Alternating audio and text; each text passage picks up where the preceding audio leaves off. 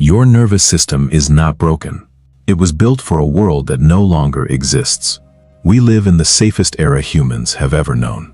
No tigers, no famine, no tribe leaving you behind on the savannah. And yet, anxiety, overthinking, emotional sensitivity, all at record highs. That doesn't add up, unless your brain is reacting to a threat you can't actually see. Here's the threat: disconnection, not physical danger, social distance. Your amygdala, the part of your brain built to detect threats, was shaped in tribes. Getting cut off from the group once meant death.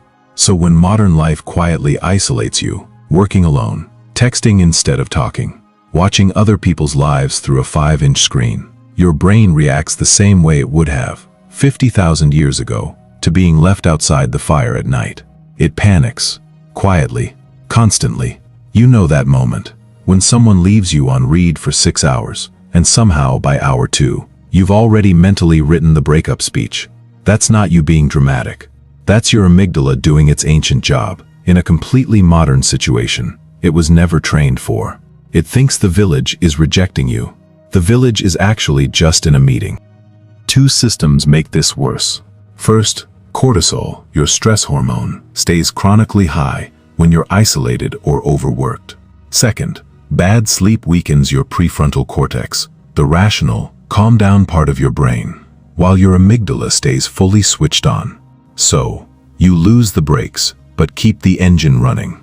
A slow reply, a flat K from your boss, a joke that lands wrong. None of it is actually dangerous, but a brain running on high alert and low fuel reads all of it as a fire alarm. And here's the part most people get wrong. Identical stress doesn't hit everyone the same way. Science splits people roughly into 2 types. Orchids, high-sensitivity nervous systems, where a small setback can register like a big one.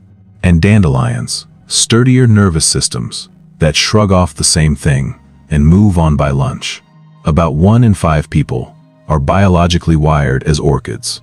It's not weakness. It's a different threshold, built in from birth. Like some people are born allergic to peanuts, and some people are born allergic to silence after 9 p.m. There's a third layer, too: childhood. A kid raised around unpredictability, tension at home, inconsistent affection, having to read the room before anyone even spoke, developed something called hypervigilance. Basically, an internal radar that's always scanning for danger. That radar kept them safe at 7. The problem is, at 35, the danger is long gone, and nobody told the radar to stand down. So they reread a text 4 times before replying. They assume silence means anger. They apologize for things that weren't their fault, just in case. It's not paranoia. It's a survival skill that's still clocking in for a job that doesn't exist anymore. So when someone asks, "Why am I like this?" that's actually the wrong question. It assumes something's wrong with you, like you came out of the factory with a defect.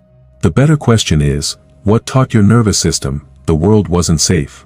Loneliness, burnout, bad sleep, a childhood that demanded constant alertness.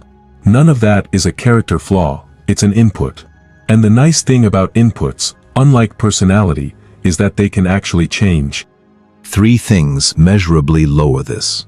First, rebuilding real social contact.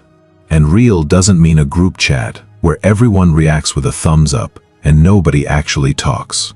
Even small, low-stakes interactions count. The barista who knows your order. A 5-minute call instead of a text. Second, protecting your sleep. 7+ hours actually restores your brain's ability to think clearly instead of just react. Third, maiming the pattern out loud. Research on something called affect labeling shows that simply saying, "This is hypervigilance, not real danger," measurably calms the amygdala down in real time. Basically, your brain calms down faster when you stop arguing with it and just describe what's happening. Your sensitivity was never the problem. It was the evidence. Proof that your nervous system was trying to protect you with the only tools it had at the time. Understanding that doesn't fix everything overnight, but it changes the question you ask yourself every single time you feel too much. So next time you catch yourself spiraling over a slow reply or replaying a 5-second conversation for the 40th time, pause and ask what your nervous system is actually trying to tell you. Chances are, it's not warning you about danger. It's just still waiting to be let back in by the fire.